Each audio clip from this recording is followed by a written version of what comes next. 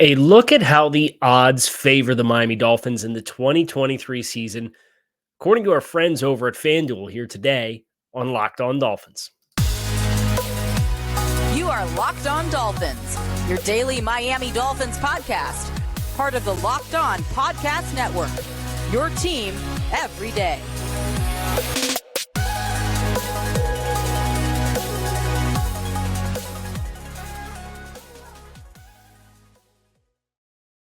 All right, Miami, welcome to another episode of Locked On Dolphins. It is your team every day here on the Locked On Network. Today is Friday, June 30th, 2023. And I want to thank you guys for making Locked On Dolphins your first Miami Dolphins listen of the day. I'm your host, Kyle Krabs, a lifelong Miami Dolphins fan, host here on Locked On Dolphins, co-host of the Locked On NFL Scouting podcast with Joe Marino. I want to give a special shout out to our everydayers who do keep it locked in with us on a daily basis here on the show, because it is your team every day. You can find us on YouTube or wherever you listen to your favorite podcasts. And today on the show, we are dedicating some time to the odds.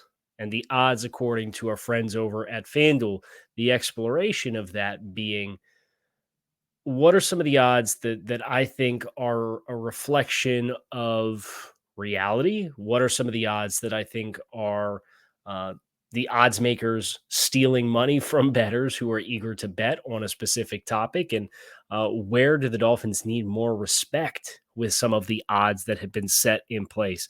And that is our objective here on this episode of Locked On Dolphins, which I'm looking forward to. So I have the FanDuel Sportsbook up here, and we're just kind of going to take a journey on a casual Friday, weaving our way through, starting with some Miami Dolphins specific player props that are available for the Dolphins and the odds, and whether or not I would or would not take these odds myself. We'll start with Tua Tagovailoa throwing 30-plus passing touchdowns in the regular season. That is for plus 115 right now over at FanDuel. And I think the conflict here, of course, is the availability component. I think the offense is in place for Tua to have that level of production.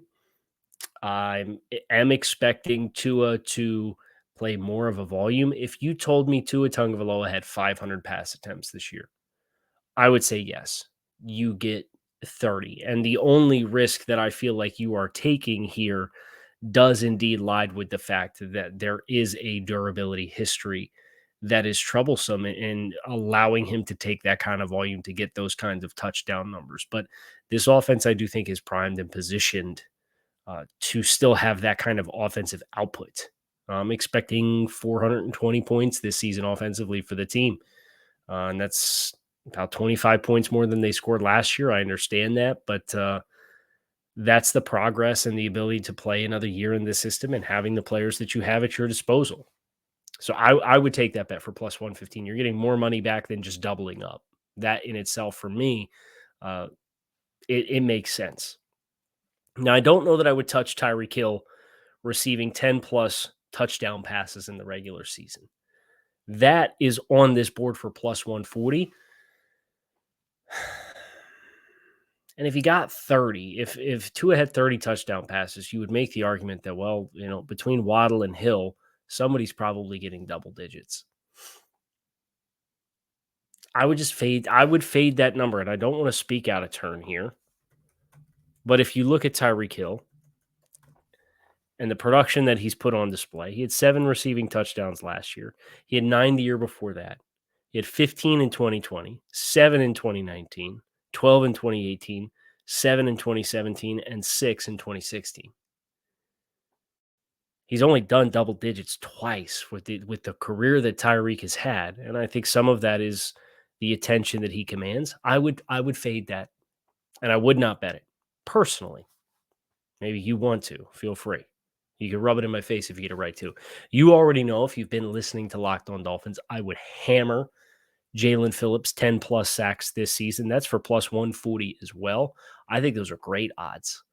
I think that should get hit with some money in my mind that would push that number to be less of a payout but that's reflective, of course, of the cash that comes in on the bets, and it influences where the lines fall. But I get really excited about that one. I think that's the most blatantly obvious yes for me out of the three that we've discussed thus far. From a player props perspective, you also have some annual award numbers to watch, starting with Offensive Rookie of the Year in 2023. Devon Achane has the 1, 2, 3. Oh, boy, I'm going to do the math live here, so buckle in with me. We're going to go 1, 2, 3. The 12th best, tied for the 10th best odds to win AP Rookie of the Year this year. It's plus 4,000, so the odds aren't particularly good. Bijan Robinson's the favorite at plus 300, and Bryce Young at plus 450.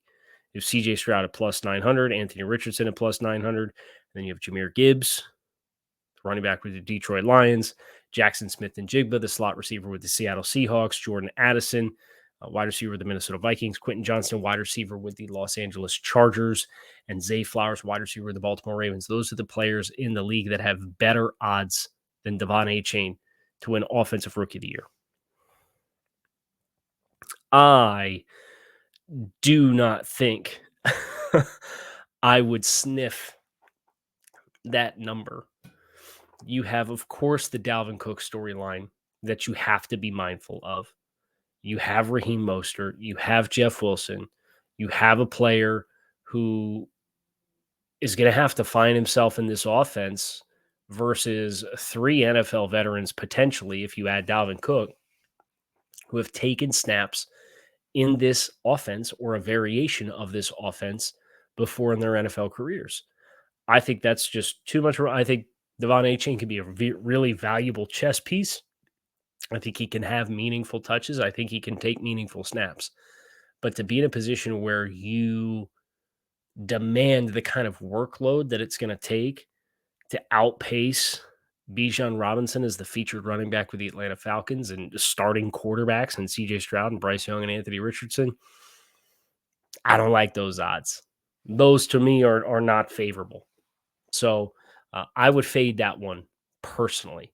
Now, of course, we are talking about FanDuel. So let's go ahead and talk about FanDuel. Right now is the perfect time for you to take a swing over at FanDuel with Major League Baseball.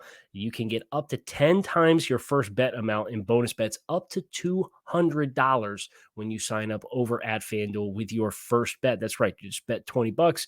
You can get $200 back in bonus bets, win or lose with FanDuel. It's $200 you could spend on everything from the money line to over under, some of the things we're talking about here today on the show as well, all on an app that is safe, secure, super easy to use, and best of all with FanDuel, when you win, you get paid out instantly.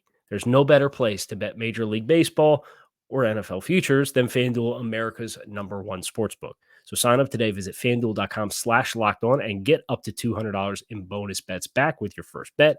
That is FanDuel.com/lockedon, FanDuel, official partner of Major League Baseball.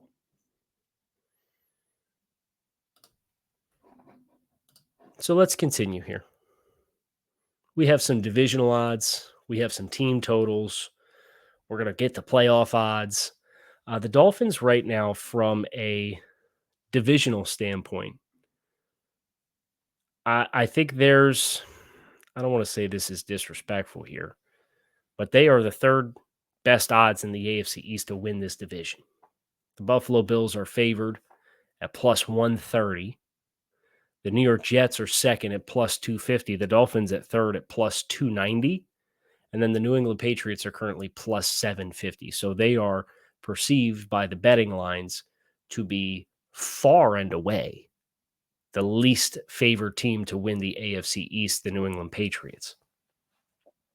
The Bills being twice as likely as the Jets and Dolphins, though, I think is a big number. I think the Bills do deserve the benefit of the doubt. They've won this division several straight years. I believe it's 3 straight seasons, 2020, 2021, and 2022. Right? To be the man, you got to beat the man. It's not just a fun catchphrase. It is legitimate. But the Dolphins being third on this list and almost at plus 300, I think is certainly worth your consideration. To put that number in perspective, the LA Chargers are plus 300 to win the AFC West. The Chiefs are minus 160. So overwhelmingly better odds. The Minnesota Vikings and Green Bay Packers are around approximately the same odds to win the NFC North, trailing the Detroit Lions, which almost have the same odds as the Buffalo Bills to win that division. The Carolina Panthers have about the same odds to win the NFC South as the Dolphins do to win the NFC East, in a division that has the New Orleans Saints clearly favored to win that. But the third place team in every division in the current divisional odds over at FanDuel, Dolphins plus 290, Cleveland Browns plus 390. Dolphins have better odds. Colts plus 500. Dolphins have better odds. Broncos plus 550. Dolphins have better odds. Giants plus 750.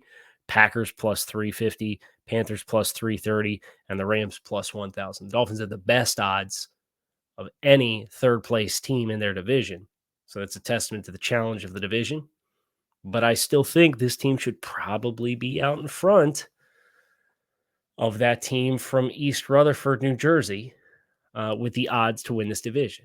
Now, granted, this is one of those ones I think where you take a step back and you understand the objective of the sports book is to what? It's to make money. So you've got a big market team in New York, a lot of casual fans who identify that Aaron Rodgers has become the quarterback of the New York Jets.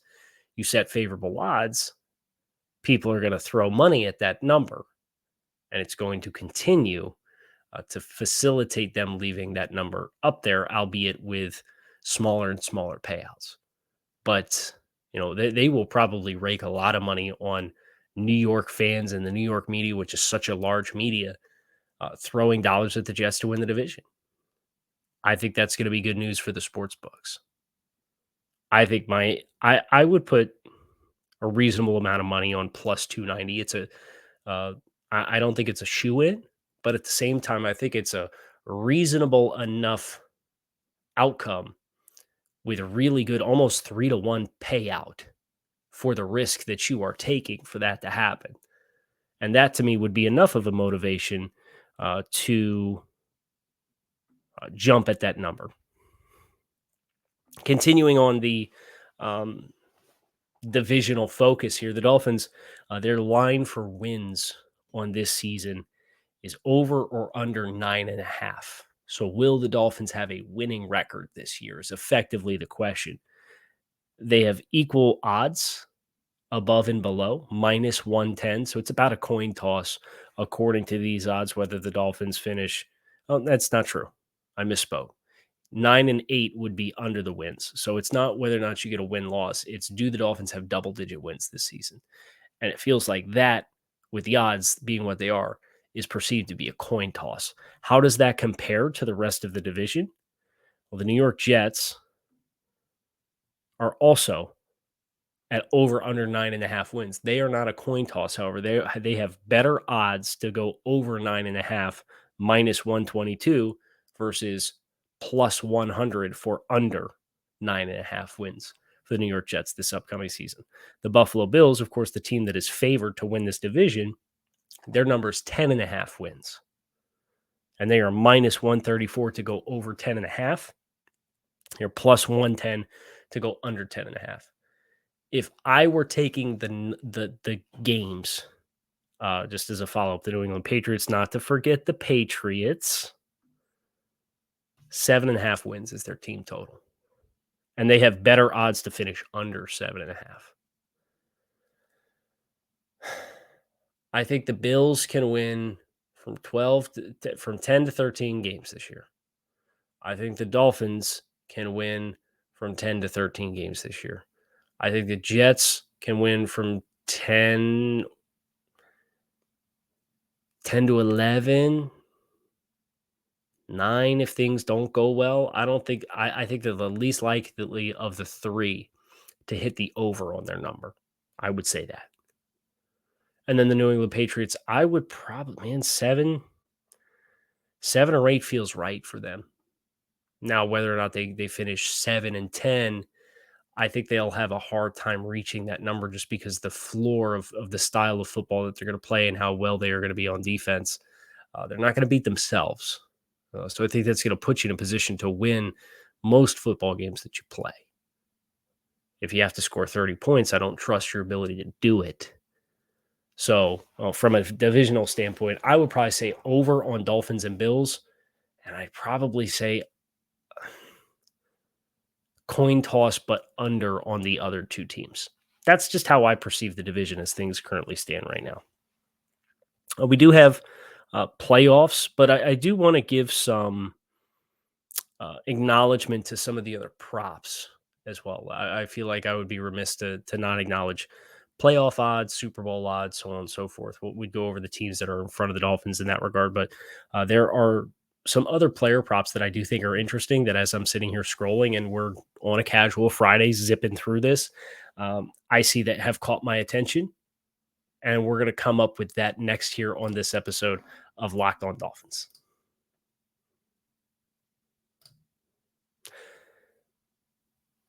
Passing yards leaders for the upcoming season. This was one that was too good for me to pass up. Tua Tagovailoa. What would you do if I told you that he has the fifth best odds in the NFL to lead the league in passing? I don't know that I would take it. Heck, I might take it for plus 1,200, right? You're getting better than 10-1 payout if that hits. Patrick Mahomes plus 450, Joe Burrow plus 700, Justin Herbert plus 700, Kirk Cousins plus 1,000. Go look at his numbers. He's consistently been putting up 4,500 yards per season. Tua Tagovailoa plus 1,200, Josh Allen plus 1,400, Trevor Lawrence plus 1,600, Jared Goff, Dak Prescott rounding out the top 9, and Aaron Rodgers tied for that spot at 10th as well. Those are the top 10. Tua plus 1,200, fifth on this list. I think that's to some degree a testament to the receivers he's throwing to. To some degree, I think it's a testament to the offense that he's in. I do think he could give it a run if Mike McDaniel doesn't adjust his play calling style. And of course, the Dolphins continue to throw the football, but then Tua plays a large volume of the season. I think the magic number for Tua from a pass attempt standpoint to fully realize his potential is 500 pass attempts. Would love to see you get 500. If you told me the Dolphins are going to get 500 pass attempts for Tua Tagovailoa, they're going to 11 plus games this year, and Tua is going to throw for probably low 4,000s. He's going to go over that 30 touchdown mark in my mind with the offense that he is in and the skill players that he has and his own growth as a player. So that's interesting. Now, to follow that up, I think it's an even better reinforcement. Tua's in yards in the top 5, but he's 7th on the touchdowns list. He's behind Mahomes, Josh Allen. Josh Allen's second on this list, but 6th in the yardage list. Justin Herbert, Joe Burrow, Kirk Cousins, Aaron Rodgers, all in front of Tua Tagovailoa, who is 7th on the passing touchdowns standpoint.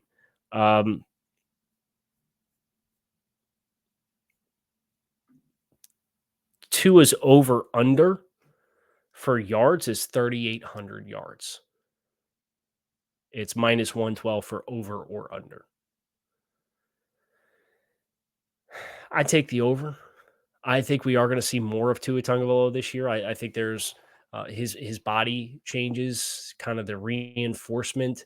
I think him being firmly entrenched as the starter and not feeling the need or the pressure to make all of these plays and just concede downs from time to time and trust the offense.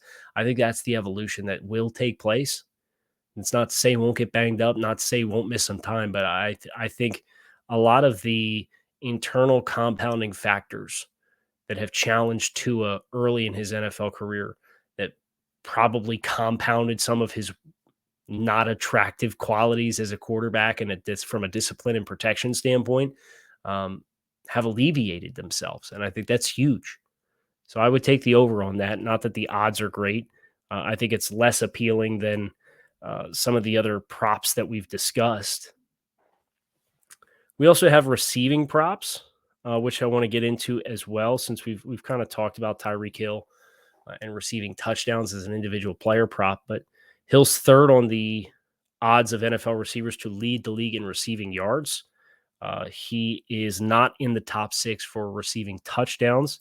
He's plus 1,000 behind Justin Chase and Justin Jefferson, for receiving yardage players. Jalen Waddle is 9th on this list, plus 2,000.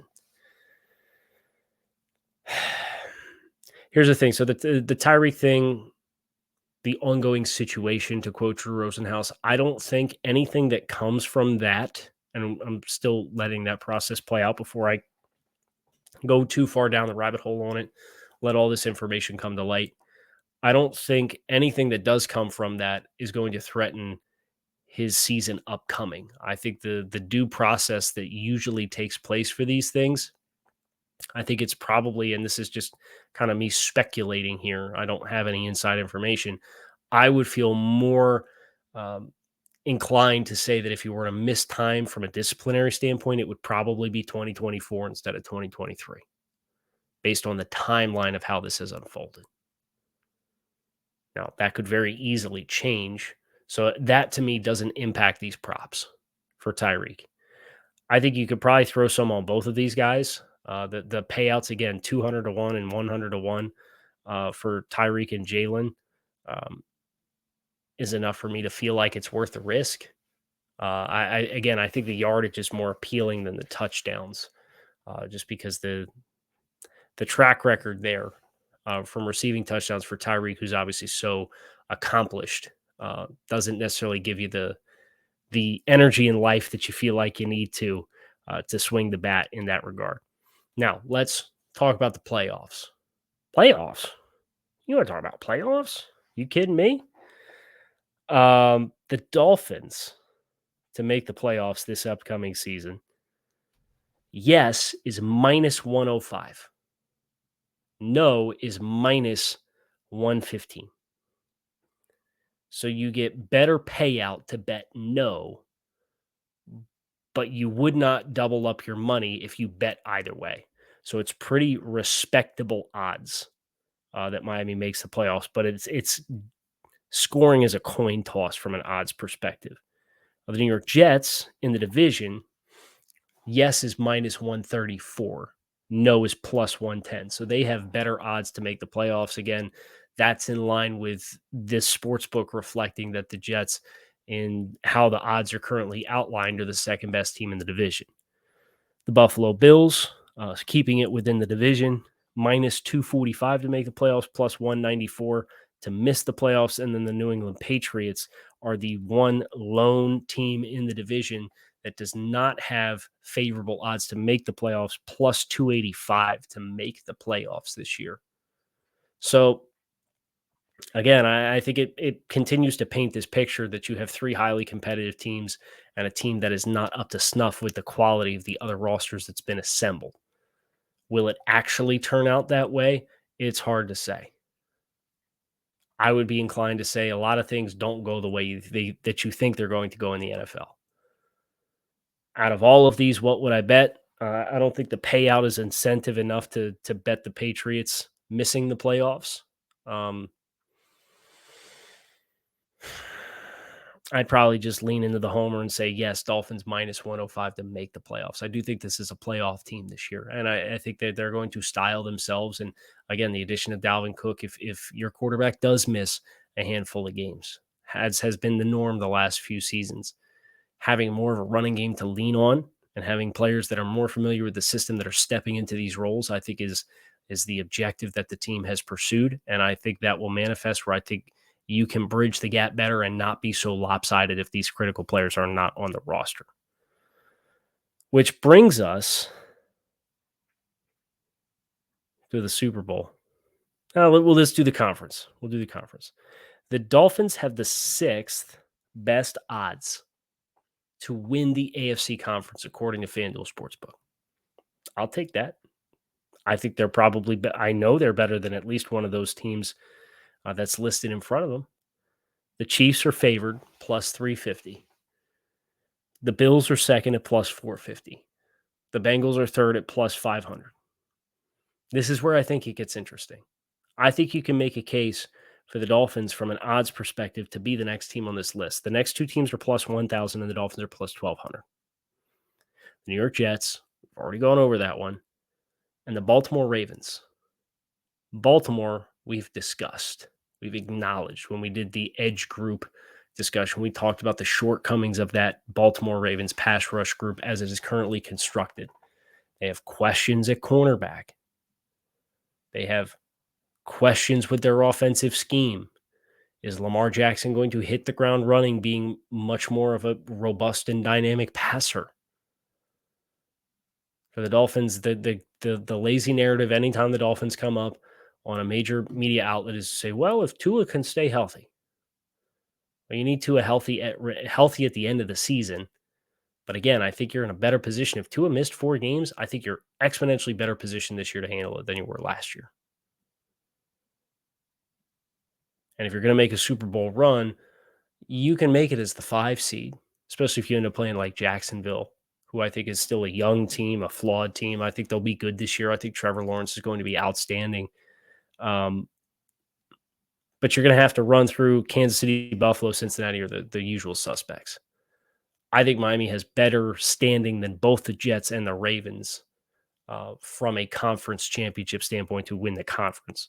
The Chargers are right on their heels at plus 1,300 versus the Dolphins at plus 1,200. There's the 7th team. So if the conference odds were going to dictate who your playoff teams were, and the Chiefs winning the West, the Bills winning the East, the Bengals winning the South, or the North, the Jaguars winning the South, then you would have the Ravens as the 5, the Jets as the 6, and the Dolphins as the 7, which mean the Dolphins will go to Buffalo and play the Bills if you use the conference odds to determine the seeding. Now, it's not a shoe-in by any means. And I think you can make a case that Miami would be better positioned than at least 2 of those teams on that list. Super Bowl odds to bring us to a close here today. The Dolphins have the 12th best odds to win the Super Bowl, which is interesting because a number of the teams that are in front of Miami were teams in the AFC whose likelihood to win the AFC conference was less than the Dolphins. So make sense. Miami, 12th on this list, plus 2,500. The Chiefs are plus 600. The Eagles are plus 800. The Bills are plus 900. The Bengals, 49ers are plus 1,000. That is your top 5. The teams directly in front of the Dolphins, the Chargers and Jaguars, have the same odds as the Dolphins, plus 2,500. The Detroit Lions have plus 2,200. The Ravens have plus 1,800. The Jets are plus 1,600. That team in 6th place, the Dallas Cowboys, an NFC team. So Miami had better odds to win the conference than the Chargers and the Jaguars, and yet the Jaguars and the Chargers have equal odds to win the Super Bowl. It's obviously a tough competitive division.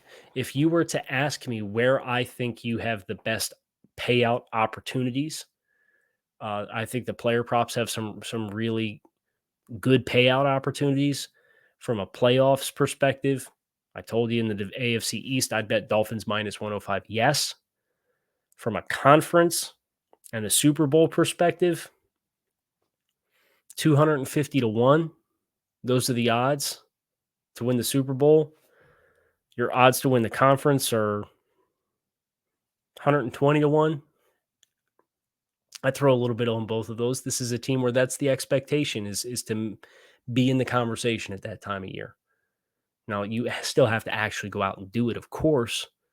But if I'm aligning where I think this team can go with potential risk of betting money with potential reward of the magnitude of the payout, I think it's worth it to throw a couple bucks on it. So, yes, I'll be involved on some of these Dolphins futures, and I wouldn't say any of these are these long postseason runs. I wouldn't say they're likely. There's obviously highly competitive windows for the Dolphins to have to compete with. But it's kind of fun to look and see where the Dolphins stack.